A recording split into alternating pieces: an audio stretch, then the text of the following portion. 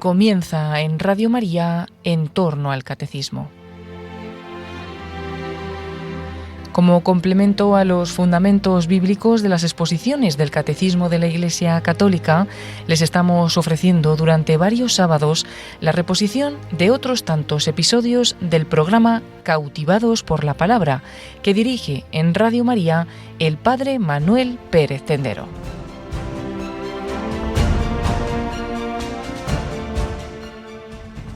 Bienvenidos a este espacio sobre la Biblia, Cautivados por la Palabra. Compartimos con vosotros reflexiones que nos ayuden a leer el texto bíblico para poder rezar e iluminar nuestra vida desde la Palabra de Dios. Bienvenidos. Avanzando con nuestro itinerario propuesto, ya hemos hecho la introducción al Génesis. Espero que hayáis podido ojear, ¿verdad?, los primeros libros de la Biblia y también, diríamos, los capítulos del Génesis. Hoy vamos a dedicarnos tranquilamente a trabajar sobre el capítulo primero, el primer relato de la creación, uno de los textos más importantes del Antiguo Testamento y de toda la Biblia, la creación del mundo. Capítulo 1 y un poquito los 4 primeros versículos también del capítulo 2. Vamos a leer, os invitamos a leer este texto después de escuchar el programa y, bueno, pues reflexionar, darle vueltas e intentar también aplicar a nuestra vida la palabra de Dios, que no es solo información sobre el pasado, sino que pretende ser luz para el presente. Como siempre, lo hacemos en 10 puntos que iremos recorriendo para que no nos perdamos mucho. El primer punto es hablar del autor y la época en que se escribe este relato. Como dijimos, el Génesis, el Pentateuco, la Biblia, no se escribe de forma continuada por un solo autor. El mismo libro del Génesis tiene tradiciones diversas que han sido escritas, transmitidas antes, y luego un redactor final lo pone todo junto. Todo el mundo dice, y lo podéis comprobar también, lo iremos comprobando, que el autor de nuestro texto de Génesis 1 pertenece a la escuela sacerdotal. Tiene preocupaciones litúrgicas, le preocupa mucho el culto, el calendario de las fiestas, el templo, también la importancia de la separación. El templo no es sino un conjunto de separaciones, también el ritual es un conjunto de separaciones para consagrar objetos, consagrar personas. De hecho, Israel es un pueblo sacerdotal porque es un pueblo que ha sido separado de los demás pueblos, y luego dentro de Israel una tribu, la tribu de Leví, es separada para ser tribu sacerdotal. La importancia de la separación pertenece también al ámbito de lo sacerdotal. Entonces, una escuela de sacerdotes que escriben ese texto para comenzar la Biblia. ¿Y en qué fecha se escribió? Pues está prácticamente de acuerdo en que estamos en la época del exilio o un poco tiempo después, en la época del dominio persa sobre Judá. Estamos hablando de los siglos VI, V antes de Cristo. ¿Verdad? O sea, una época muy antigua, pero no en tiempos de Abraham ni tiempos de David, sino ya en tiempos en que Israel ha sufrido la experiencia del exilio y ha reflexionado profundamente sobre su origen y sus tradiciones. Este relato, como dijimos en el programa anterior, después se continúa en las genealogías y en cómo se dice que la humanidad se va extendiendo por toda la geografía conocida en el Antiguo Oriente. Por tanto, relato sacerdotal, preocupación por el culto en la época del exilio y la reconstrucción del país, de la tierra de Judá, después de la crisis de la dispersión. Este sería el primer punto. El segundo punto, empezamos a ver cómo este relato nos divide la creación de forma simbólica, como una creación en una semana, lo cual nos dice también la época en la que se escribió, porque justo a partir del exilio es cuando más importancia se le va a dar a la semana y al sábado. En 6 días se crea el mundo y el séptimo día Dios descansó, se nos dice. Es un texto litúrgico, es una semana de trabajo de Dios que culmina en el Shabbat, en el día de descanso, en el sábado. Este sábado es fundamental porque es lo que distingue, una de las características que distingue al judaísmo del resto de la humanidad, ¿no? Seña de identidad del pueblo. Cuando el pueblo es un pueblo pequeño, perdido en el imperio persa, necesita subrayar las señas de identidad. Una de ellas es la circuncisión, otra es el no comer ciertos alimentos y una muy importante es el descanso sabático. ¿Quién es israelita? Aquel que descansa en sábado. Es decir, el guardar las fiestas configura la religiosidad de un pueblo. Esto luego pasará también al cristianismo con el domingo. ¿Quién es cristiano? Aquel que guarda el domingo. También en el Islam, que guardan el viernes, de una forma diferente, pero la fiesta es introducida por la Biblia, por la tradición judía, la fiesta semanal. También existen otros textos antiguos también de la creación, fuera de Israel, también están ligados al tema litúrgico y normalmente se leían los textos de la creación en el Año Nuevo, porque es una especie de retomar el mundo, la nueva creación, la victoria del Dios bueno sobre el caos, los dioses malos, y comienza un mundo nuevo. Después de pasar el verano y su desierto, pues comienza un mundo nuevo, como al principio, porque el Dios bueno vence al caos. La relación entre la liturgia y la creación, el origen de la humanidad y el ritmo anual del pueblo de Israel y de otros pueblos en la antigüedad. Tenemos estos 6 días, los podemos dividir, leerlo despacio, es muy sencillo, en 2 bloques, 3 más 3, los 6 días de la creación. El séptimo aparte descansó. Los días primero, segundo y tercero se corresponden con el cuarto, quinto y sexto. Los podríamos poner en paralelo. En el primer día se separa la luz de las tinieblas, la importancia del tiempo, ¿verdad? Eso va a dar origen al día y a la noche.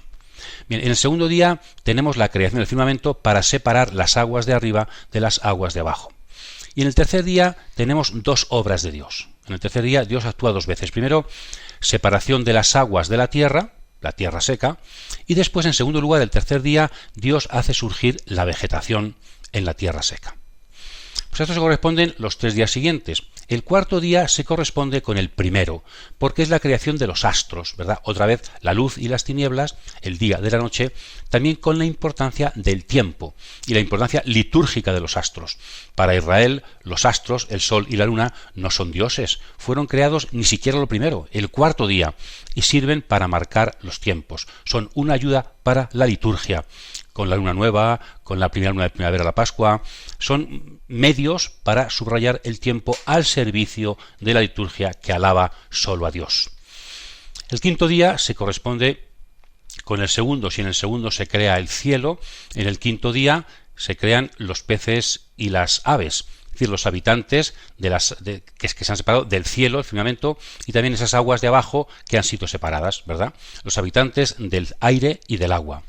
Y después del sexto día se corresponde con el tercero. También hay 2 obras de Dios. En la primera, Dios crea a los habitantes de la tierra, los animales, y en segundo lugar crea al hombre y le da como alimento la vegetación. Este es un texto pues muy estructurado, muy sencillo, muy claro. En toda esta correspondencia de 3 más 3 aparece la importancia, yo creo, del día cuarto, como he dicho antes, con el sol y la luna, la importancia para el calendario y la liturgia, la perspectiva sacerdotal de nuevo. También tercero y el sexto se hacen 2 obras, están en paralelo completamente perfecto. Y luego también muchos científicos subrayan que la secuencia de las criaturas, se habla de una semana, es una cuestión simbólica, ¿no? Pero la secuencia de qué se creó primero, cómo primero surgieron los peces, luego las aves, luego los animales, luego el hombre, coincide con lo que la ciencia de hoy nos dice, la secuencia de las criaturas.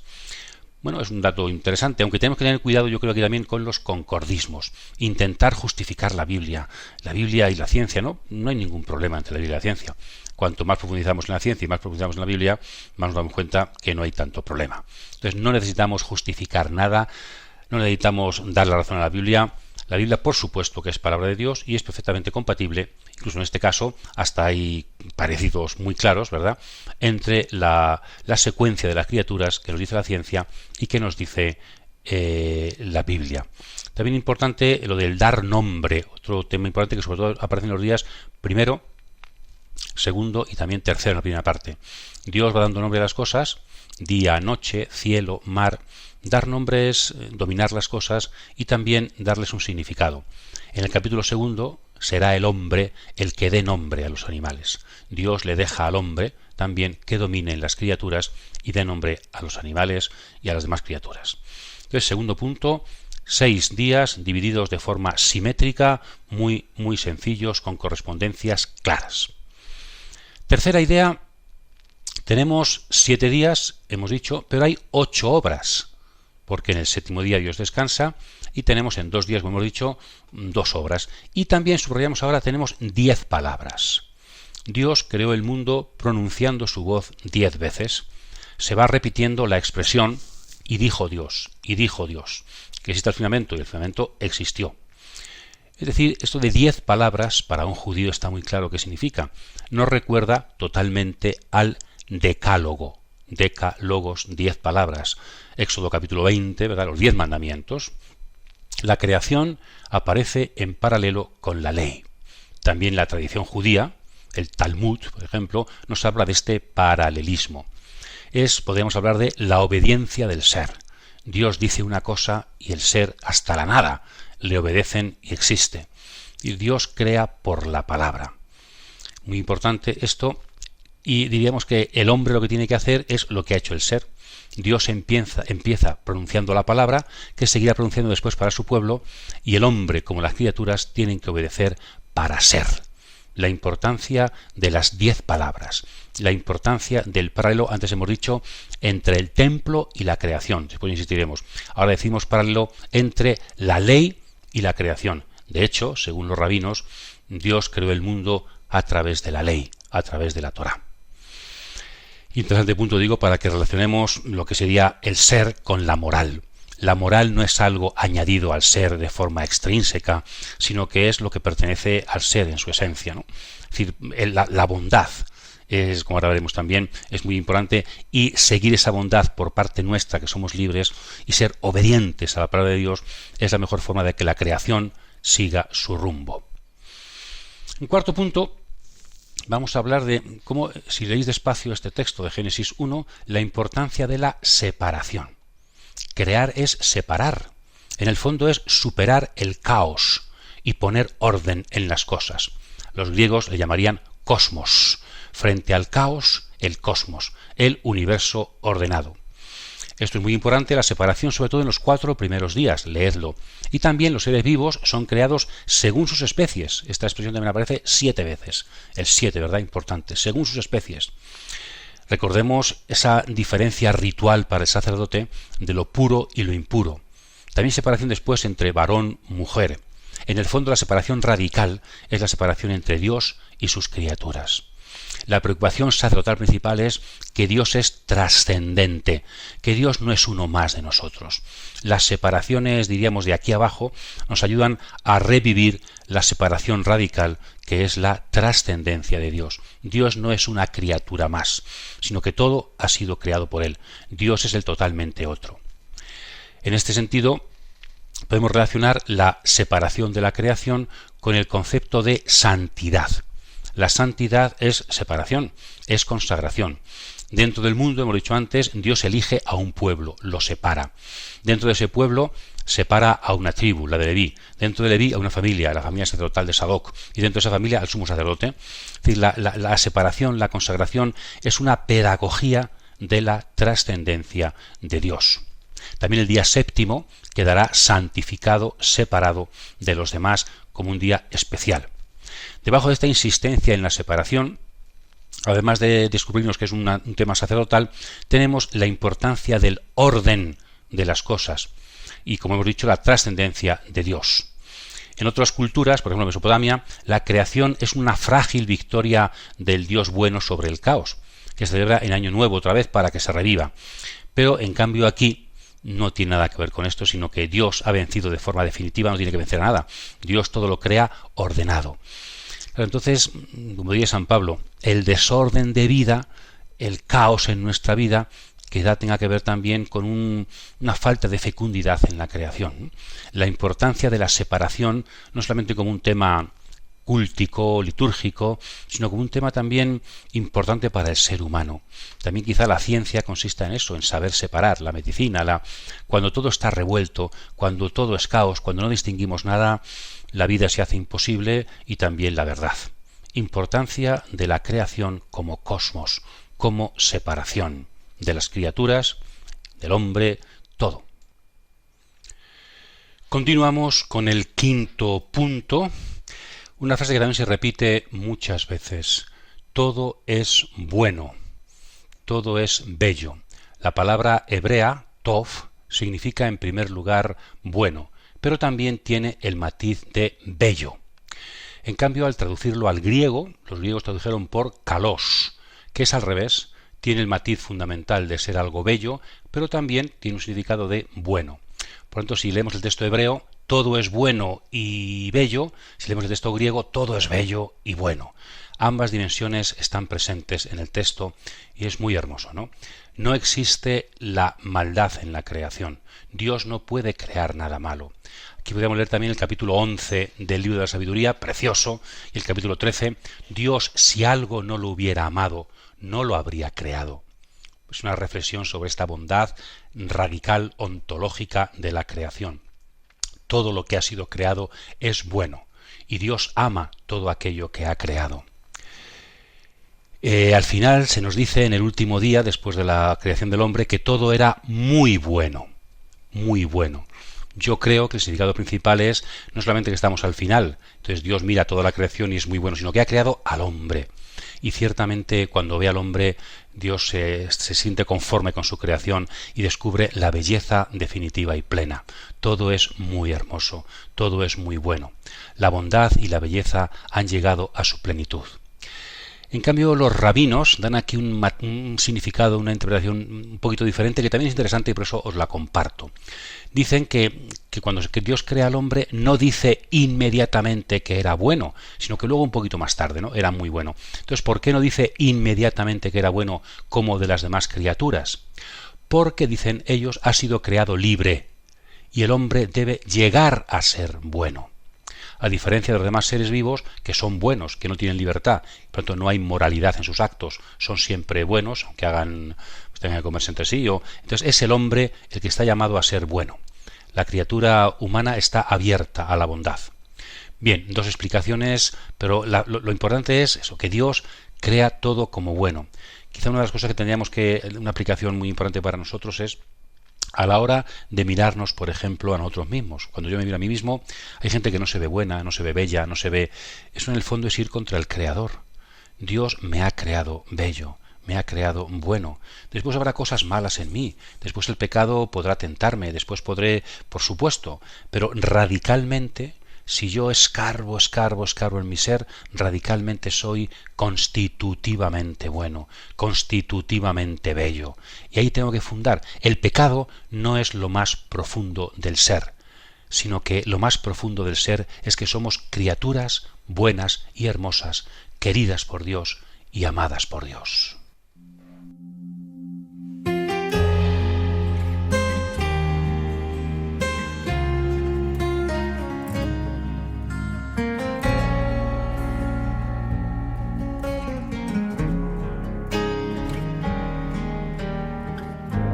Sé que soy la niña de tus ojos, la creación perfecta que has hecho en mí. Nunca sabré cómo agradecerlo, mi Señor.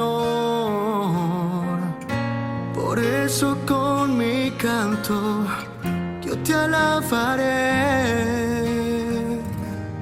Porque me amas, porque me quieres, por eso vivo para ti.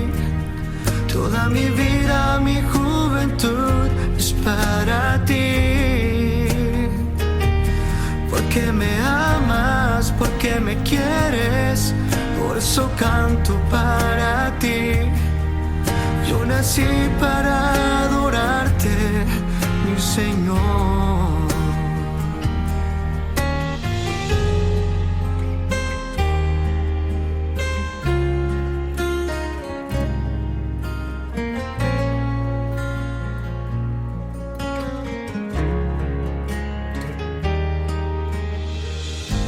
Hiciste un corazón fuerte y sin miedo, mi Señor, para vencer gigantes como lo hizo David. Nunca sabré cómo agradecerlo, mi Señor. Por eso con mi canto yo te alabaré.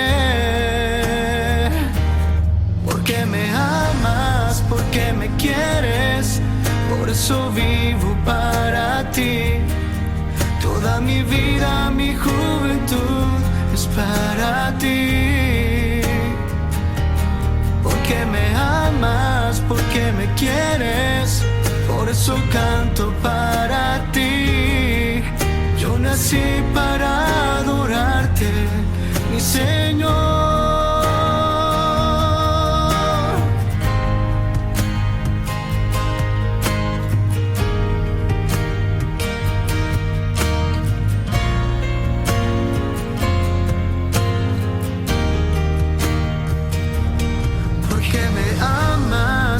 Me quieres, por eso vivo para ti.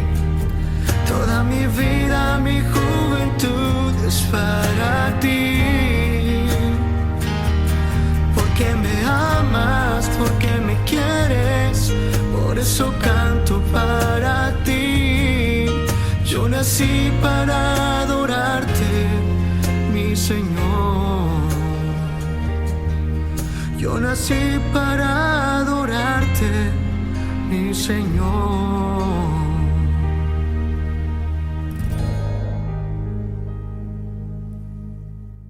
Continuamos nuestra reflexión. El sexto punto, también muy importante, hemos hecho referencia un poco a ello, es que todo ha sido creado por la palabra. Dijimos 10 palabras, ¿verdad?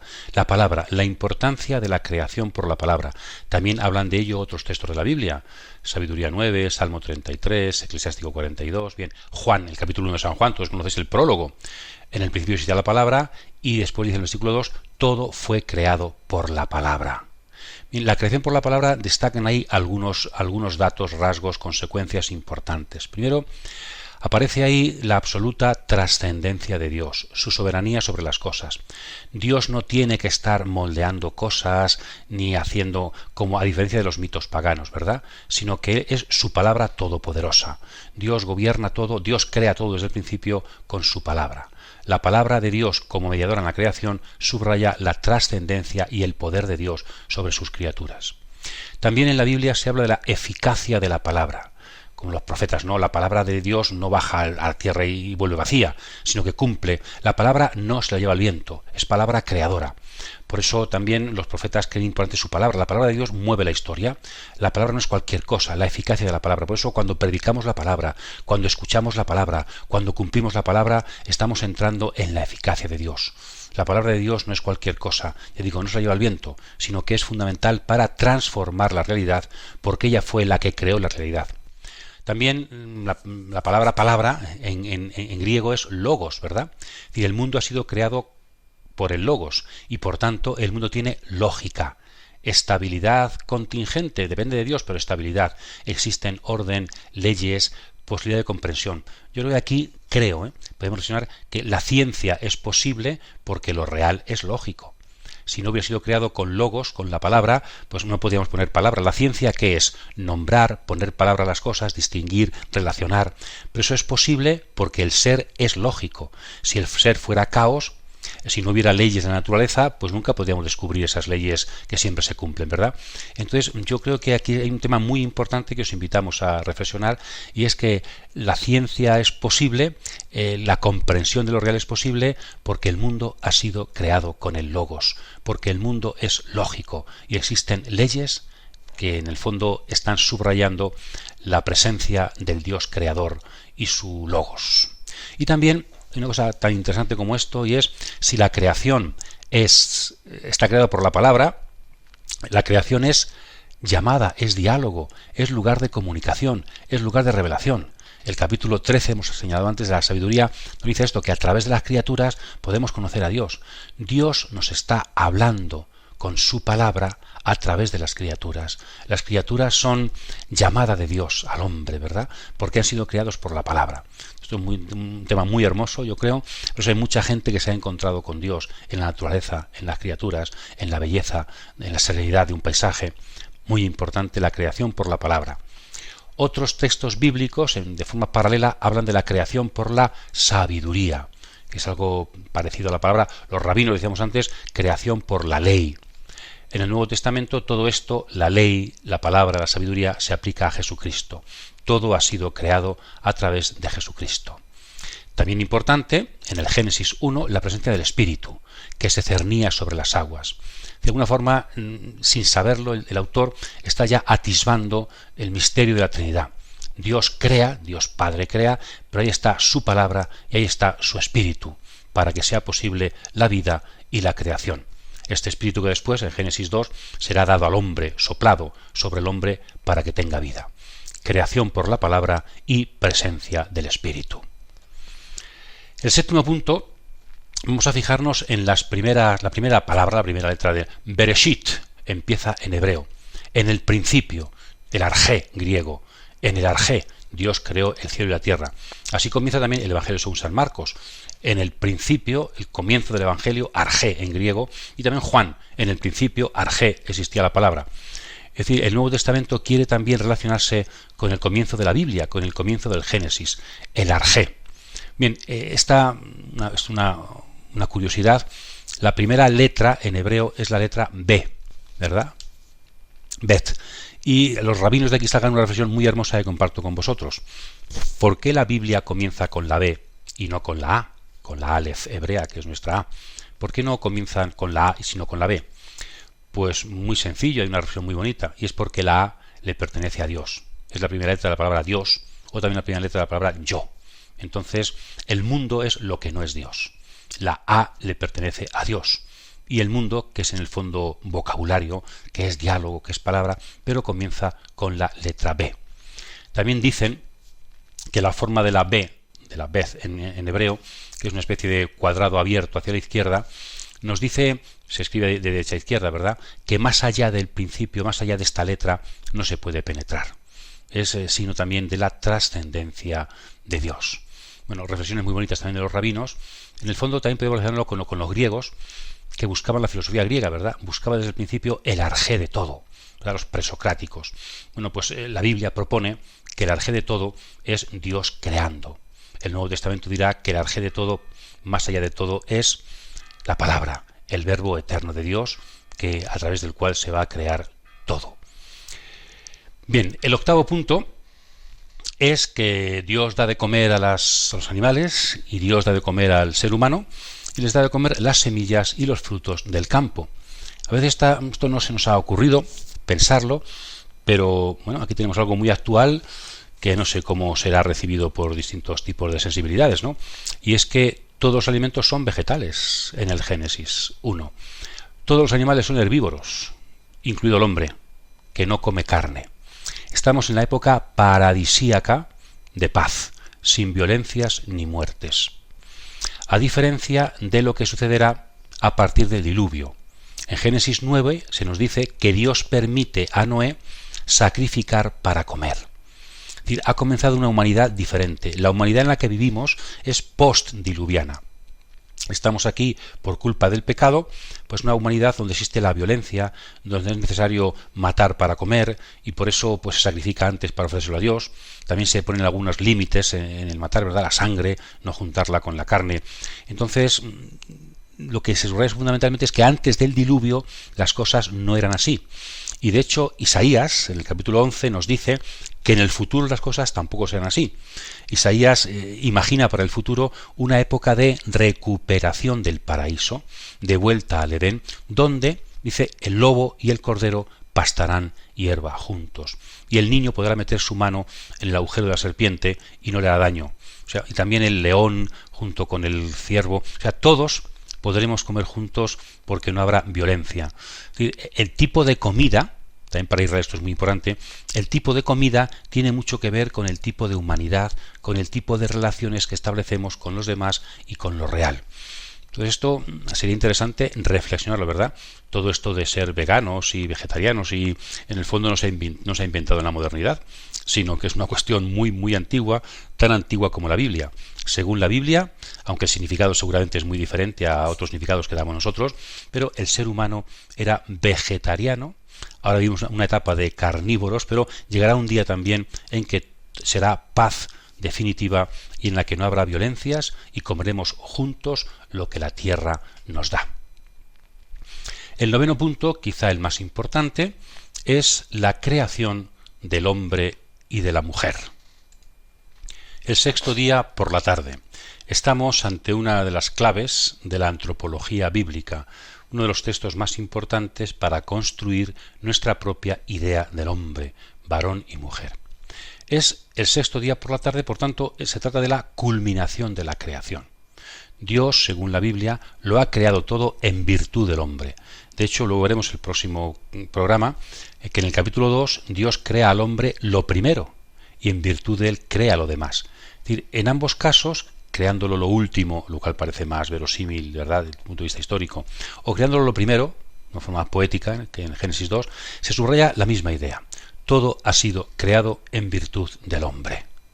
La culminación de la creación. Los científicos hablan del principio antrópico. Dios, el universo, ha hecho falta tantos planetas, para que por casualidad, entre comillas, pudiera surgir la vida y por casualidad dentro de la vida surgiera el hombre. Dios ha puesto todo en funcionamiento para que el ser humano aparezca en la historia de la humanidad. El viernes por la tarde, lo cual también nos recuerda, siglos después, un acontecimiento fundamental del viernes por la tarde, que es la muerte de Jesús, que murió a la hora nona el viernes, ¿verdad?, por la tarde. Por lo tanto, podemos relacionar la muerte de Jesús con la creación de Adán y Eva. También del costado de Jesús nacerá la Iglesia, ¿verdad?, con su agua y sangre del costado, igual que del costado de Adán, Génesis 2, surgirá Eva. Entonces, de alguna forma, Jesús muriendo está renovando la creación. Se está creando al hombre nuevo en el Calvario, dando la vida en nombre de Dios por la humanidad. La importancia del viernes.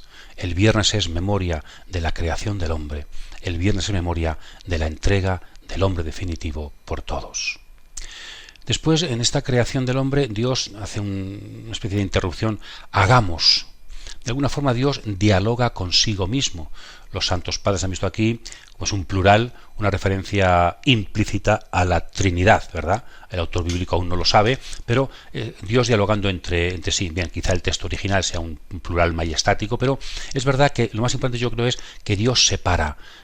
Antes se detiene en la creación, antes sencillamente hablaba hacia afuera, ahora hay una especie de diálogo interior de Dios, que por supuesto cuadra perfectamente con la Trinidad.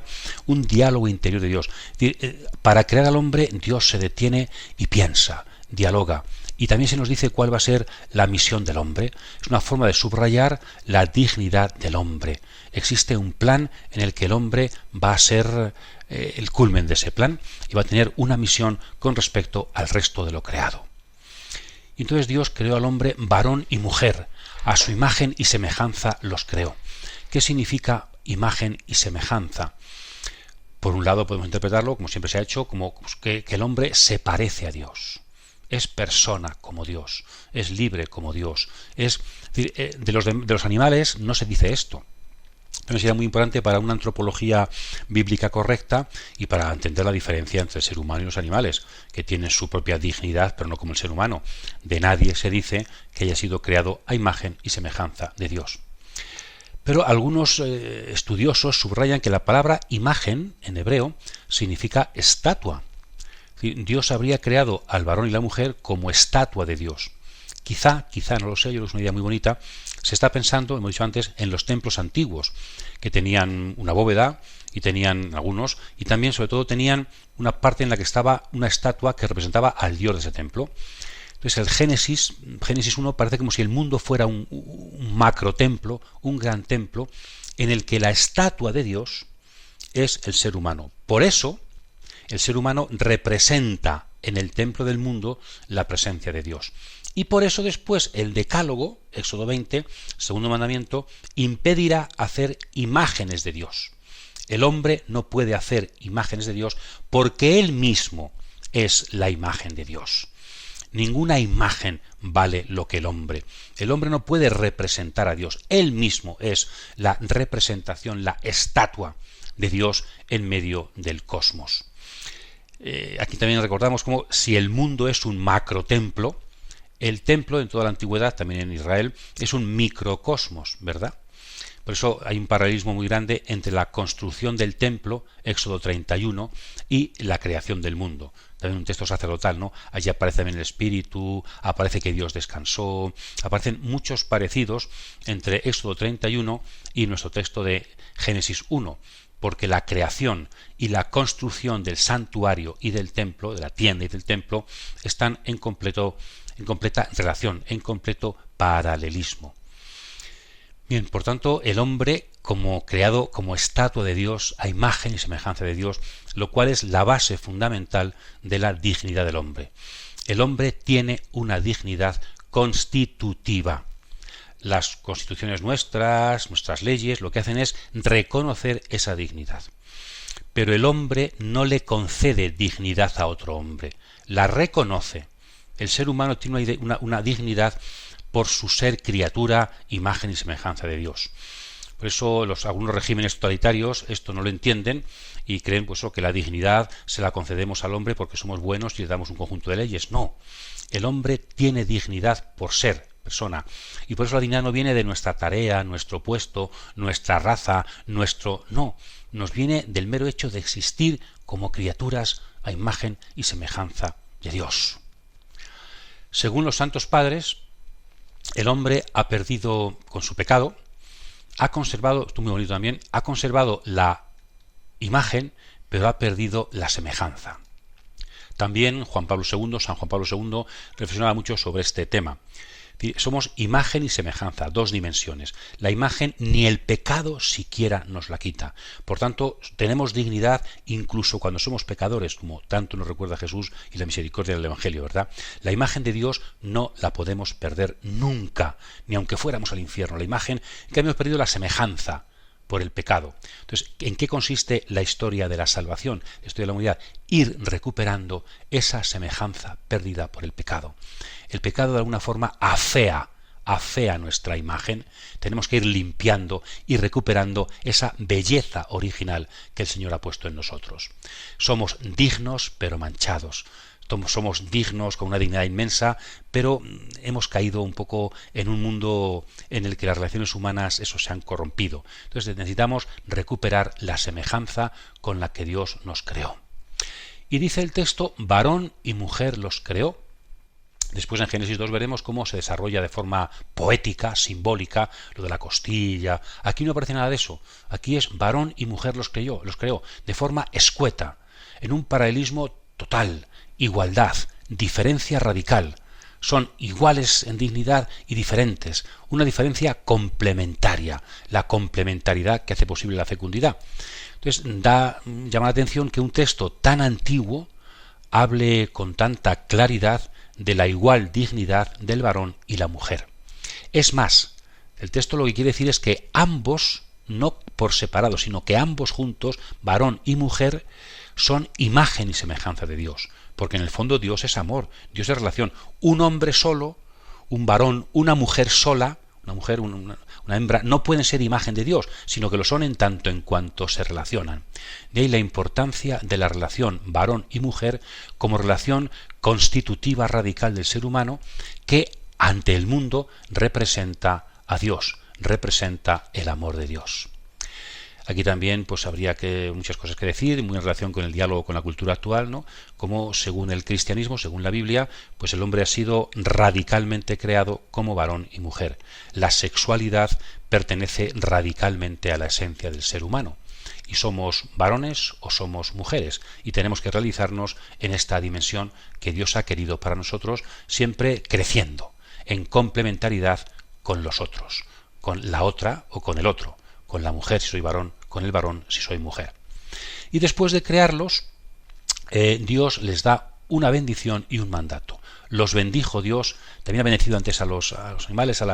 Dios en el Génesis está bendiciendo. Y bendecir no solamente es dar una buena noticia sino que es hacer fecundo a alguien, ¿verdad? Entonces Dios los bendice y los hace fecundos y les da un mandato: creced y multiplicaos. Primer mandato.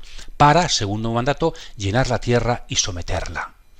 Hay un primer mandato al servicio de un segundo mandato. Dios quiere que el hombre gobierne el mundo. Y para eso tiene que multiplicarse. Una pareja humana no puede dominar el mundo. Entonces, para Dios es bueno el crecimiento del hombre. Para Dios es una bendición el crecimiento del hombre. Casi siempre ha ido unida el miedo al crecer, ha ido unido mucho a un miedo a Dios, ¿verdad? Una religiosidad un poco no muy desarrollada, a un cierto ateísmo, un cierto... no, a Dios le gusta que el hombre se multiplique. La fecundidad tiene que ver con Dios, es siempre una bendición. Y es la forma que el hombre tiene también de parecerse a Dios para dominar en su nombre, en el nombre de Dios, la creación. Aquí tenemos, creo yo, la raíz de lo que sería una correcta ecología cristiana. El mundo, la creación, las plantas, los paisajes, no nos pertenecen, se dice, y es verdad. Tampoco pertenecen del todo a las generaciones futuras. Es verdad que tenemos que ser respetuosos con los que vengan en el futuro, como los del pasado tuvieron que ser respetuosos con el presente, pero la radical causa, según la Biblia, de nuestro respeto al medio ambiente, a la creación, es que no es nuestro. No podemos ser tiranos de la creación, no podemos usarla y tirarla, sino que tenemos una responsabilidad ante el dueño del mundo de cómo cuidamos el mundo en su nombre. Él nos quiere dueños delegados. Él nos quiere porque no es nuestro. Yo no he creado el mundo. Por lo tanto, el mundo no es mío. Me han dejado aquí para que lo gobierne, para que lo cuide. Y de hecho, humanizar el mundo, cuando se hace de forma correcta, es precioso. Y el hombre, pues en la selva, es capaz también de introducir belleza. Pero cuando se hace de forma tiránica, cuando el hombre se aprovecha de las cosas de forma egoísta, y entonces empieza la ecología a resentirse. Y el hombre no está cumpliendo la voluntad de Dios. El hombre tiene que dar cuenta al Creador de cómo está llevando a cabo el ser pastor de la creación, pastor de las criaturas en nombre de Dios. También, lo hemos dicho antes, el alimento, ¿verdad? El ser humano come vegetales, con el tiempo con Noé también podrá comer animales, se introducirá en el mundo la violencia, la muerte, pero llegará un día, según Isaías, en que otra vez volveremos todos a reencontrar la paz paradisíaca.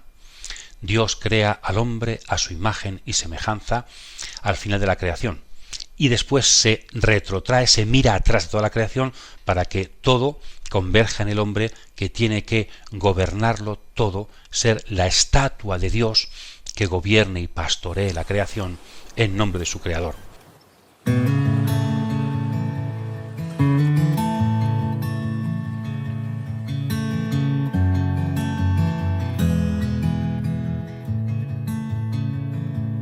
Padre Santo, Padre bueno, Dios majestuoso, Dios de la creación, hoy venimos a tu encuentro, a ti rendimos nuestra adoración.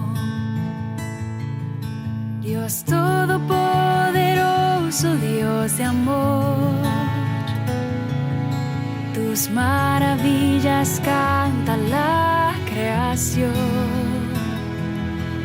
con himnos de alabanzas en tu honor, te damos gracias por tu inmenso amor. Dios Padre Santo, Padre Eterno, Dios soberano, Altísimo Señor, hoy levantamos nuestra alabanza, a ti postramos nuestro corazón. Dios todopoderoso, Dios de amor, tus maravillas canta la creación, con himnos de alabanzas en tu honor, te damos gracias por tu inmenso amor. Dios todopoderoso, Dios de amor, tus maravillas canta la creación, con himnos de alabanzas en tu honor, te damos gracias por tu inmenso amor.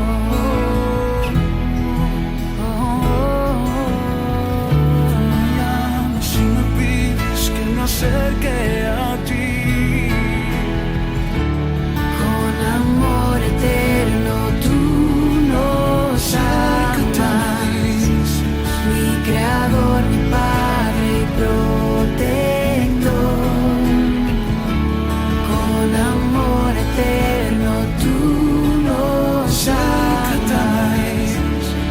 Dios y Rey de toda la creación. Acércate, amado. Siendo a ti la gloria y Soy tu alabanza. Padre. Dios y Rey de toda la creación. Mis brazos abiertos, yo te espero, yo te amo. Nos Hijo mío, amas. acércate a mí. Dios todopoderoso, Dios de amor, tus maravillas canta la creación, con himnos de alabanza en tu honor. Te damos gracias por tu inmenso amor.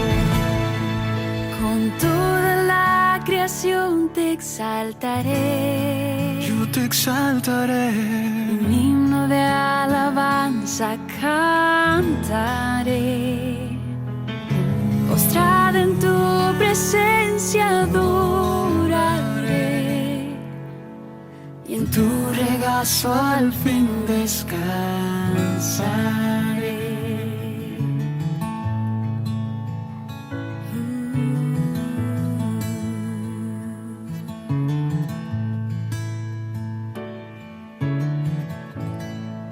Y llegamos al punto final, 10º, de nuestra reflexión sobre la creación del mundo, y es el séptimo día. La importancia del séptimo día, aunque en ese día Dios no creó nada, pero todo converge en el séptimo día. El séptimo día Dios descansó. A ver, el Dios descansó es una forma de hablar. Si Dios descansara de forma absoluta, si no hiciera nada, el mundo desaparecería. De hecho, para los rabinos, también para Jesús, en el capítulo 5 de San Juan, por ejemplo, se nos dice que Dios sigue actuando en sábado, porque hay nacimientos y también hay muertes. Por lo tanto, Dios crea y Dios juzga, sigue juzgando y creando en sábado. Es una forma de hablar de Dios descansa, ¿pero para qué? Para establecer un descanso que sirva al hombre. Seguramente fiestas ya existen en la antigüedad, ¿verdad?, antes de Israel, pero el descanso sabático parece que ha sido inventado por la religiosidad judía. Frente a un trabajo sin descansos, frente a una actividad frenética en que el hombre nunca puede parar, se humaniza el trabajo y el tiempo a través del sábado. Es la primera vez en la historia, diríamos, que el trabajador puede descansar. Se ha inventado la vacación, se ha inventado el descanso, se ha inventado el detener el trabajo, porque el trabajo no es lo único en la vida. De hecho, seguramente, yo creo que las sociedades más paganas, con menos referencia a Dios, son sociedades que han acabado con el descanso. De hecho, en nuestras sociedades, ¿verdad?, capitalistas, lo que importa es la producción. ¿Cuánto se pierde si descansamos un día? Entonces, lo que importa es la producción, no la persona. Lo que importa es el dinero que se consigue, no la tierra. También Israel ha inventado el año sabático cada 7 años para que también la tierra descanse. Es más, en el sábado también descansan los animales. Incluso hay los esclavos, los siervos. Todos tienen que descansar. Es una preciosa forma de humanizar la tierra, el hombre, los animales, el trabajo. Es decir, esta dinámica sabática, esta dinámica del descanso, es algo intrínseco a la religiosidad judía y que tiene mucho que ver, yo creo, con darle espacio a Dios en nuestra vida, con darle espacio a la gracia. Quien no descansa, ya digo, lo principal no es Dios, lo principal no es la persona, lo principal es la producción, lo principal es el capital. En el fondo, el Dios lo que hace es consagrar, separar el sábado.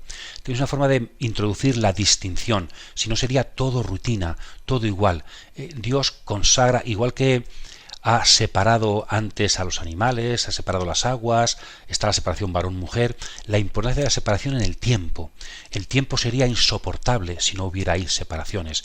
El día, la noche, cada año, y también la fiesta, el sábado, para poder descansar. Y separar también es una forma, muy bonito esto yo creo, de darle cabida a Dios eterno en nuestro tiempo. Es un día separado para Dios. El hombre deja de trabajar para acordarse de Dios, para saber que el trabajo viene de Dios y culmina en Dios, para ver que su vida no depende solo de su trabajo, sino que depende de Dios, y que su trabajo es un mandato de Dios y es una colaboración con el Creador. Es decir, el sábado es tiempo para reponer fuerzas, es tiempo también para la gracia, es tiempo para el amor, para la familia, es tiempo para Dios. Tenemos que consagrar el tiempo, como también se consagra el espacio. ¿Y cómo se consagra el tiempo para Dios? Descansando. Para un judío lo más importante aquí no, luego rezan el sábado, claro, pero lo esencial no es rezar, sino descansar. Es la mejor forma de abrir un espacio a Dios. Nuestra sociedad, yo me pregunto a veces, ¿no?, que tanta vorágine, de tanta productividad, de tanto siempre más, sin una especie de adicción a la productividad, adicción al dinero, adicción a que nunca acaba, no solamente acabando con la religiosidad del hombre, sino con la humanidad del hombre. No tenemos tiempo para los demás, no tenemos tiempo no solamente para Dios, no tenemos tiempo para uno mismo, no tenemos tiempo para... Entonces, la importancia del descanso. El hombre ha sido creado para trabajar, pero con sosiego.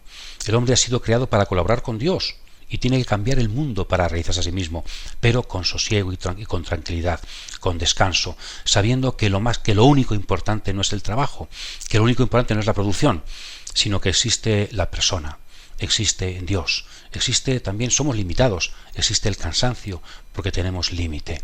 La importancia del sábado para comprender correctamente lo que el hombre es y para dar cabida a la gracia de Dios en el tiempo de los seres humanos. Bien, pues unas reflexiones sobre los 7 preciosos días en que comenzó el mundo según Génesis 1. Os invitamos a leer despacio este precioso texto y a fijaros en alguna de las claves que hemos dicho para que también podamos aplicarlas a la actualidad. Un texto de belleza, un texto de orden, un texto de separación, un texto de bendición y fecundidad, para que también hoy, leyendo, meditando y viviendo, podamos ser los continuadores de Adán y Eva, como varones y mujeres, que sigamos siendo imagen y semejanza de Dios para vivir con dignidad, con esfuerzo y con descanso nuestra tarea en el mundo de hoy. Algún día el Dios Creador nos recibirá en el sábado definitivo en sus brazos en la vida eterna. Finaliza en Radio María En torno al Catecismo, como complemento a los fundamentos bíblicos de las exposiciones del Catecismo de la Iglesia Católica. Les estamos ofreciendo durante varios sábados la reposición de otros tantos episodios del programa Cautivados por la Palabra, que dirige en Radio María el Padre Manuel Pérez Tendero.